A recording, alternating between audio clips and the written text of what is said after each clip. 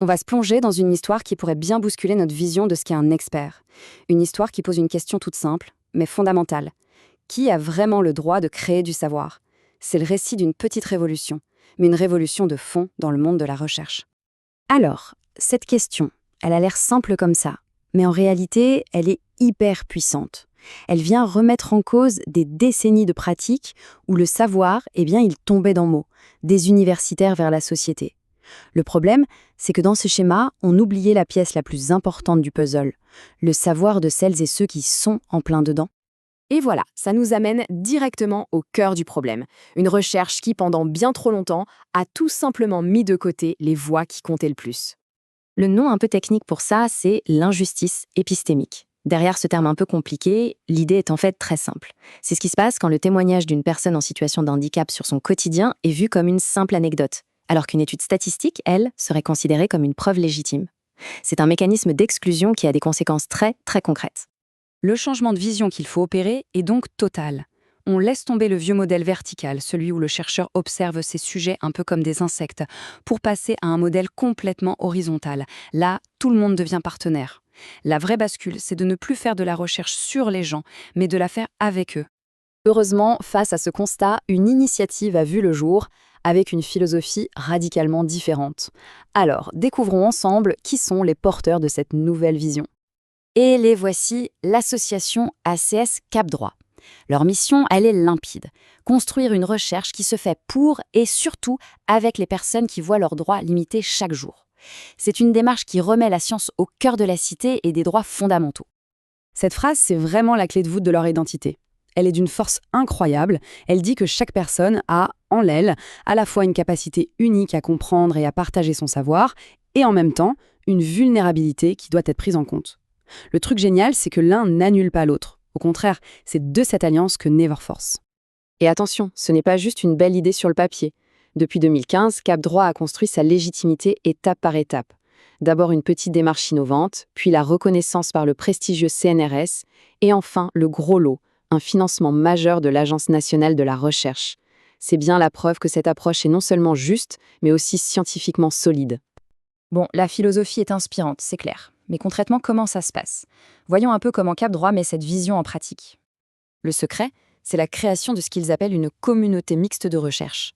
Ce n'est pas juste un groupe de parole, c'est un vrai collectif de travail où l'expérience de la personne en situation de handicap, le savoir de son aidant et l'analyse du chercheur en droit sont mis sur un pied d'égalité. C'est de ce mélange que naît un savoir beaucoup plus riche, beaucoup plus complet.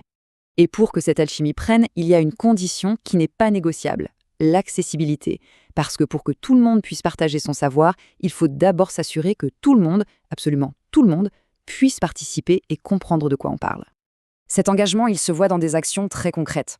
Parce qu'il ne suffit pas d'inviter les gens à la table, il faut carrément la reconstruire pour qu'elle convienne à tous. L'outil phare pour ça, c'est le FALC, le facile à lire et à comprendre, qui permet de rendre des idées complexes accessibles. Mais au-delà de l'outil, ce qui est vraiment transformateur, c'est la démarche des chercheurs.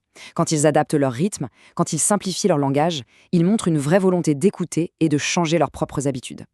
C'est là que la magie opère, que la rencontre des savoirs devient possible et que l'avenir peut commencer à changer. Et cette méthode unique, elle a abouti à des résultats bien réels et à des projets d'une ambition folle. Voyons comment cette approche est en train de transformer non seulement la recherche, mais la société. Le projet star du moment, il s'appelle OVI, pour Autonomie de vie. C'est un programme de recherche sur 4 ans qui a décroché un financement de l'ANR, et ça, c'est une validation énorme de leur travail. C'est la reconnaissance que leur méthode peut produire de la science de très haut niveau. Et les objectifs de vie sont immenses. L'idée n'est pas juste de comprendre, mais de créer. Comment on fait pour que le jargon des droits humains devienne un outil concret pour quelqu'un dans sa vie de tous les jours? Comment ce même langage peut devenir une arme pour faire bouger les politiques publiques? C'est vraiment l'exemple parfait de la recherche-action. Et l'héritage de ce projet ira bien au-delà des articles scientifiques. La vision est encore plus grande. Créer un centre ressources national, un lieu qui va faire vivre et diffuser cette nouvelle façon de penser. Ce centre, ce sera un carrefour unique pour rassembler les outils, les méthodes, les savoirs. Il sera ouvert à tout le monde. Les chercheurs, bien sûr, mais aussi les professionnels, les institutions qui veulent s'améliorer et évidemment les premières personnes concernées. C'est la garantie que cette révolution du savoir ne s'arrêtera pas. Pour finir, c'est important de prendre un peu de recul pour saisir toute la portée de ce que Cap Droit est en train de bâtir. Cette phrase de leur mission, elle résume tout. Le but ultime, ce n'est pas juste de faire de la recherche autrement, c'est de construire une société différente. Une société où la dignité et la participation de chacun ne sont pas des options, mais bien le socle sur lequel on construit notre vie et notre savoir collectif. Et le point essentiel, c'est que ce modèle, on pourrait l'appliquer partout. Imaginons un instant ce que ça donnerait sur des sujets comme l'écologie, l'éducation, l'urbanisme. Tous ces domaines pourraient être complètement transformés si on mettait l'expérience des gens au cœur de la machine, au même niveau que l'expertise académique. On termine donc avec cette question, qui est immense. Cap Droit nous montre un chemin. Un chemin qui demande des efforts, c'est sûr, mais qui promet un savoir plus juste, plus humain et finalement beaucoup plus efficace pour changer le monde. La question maintenant, c'est de savoir si on est prêt à l'emprunter.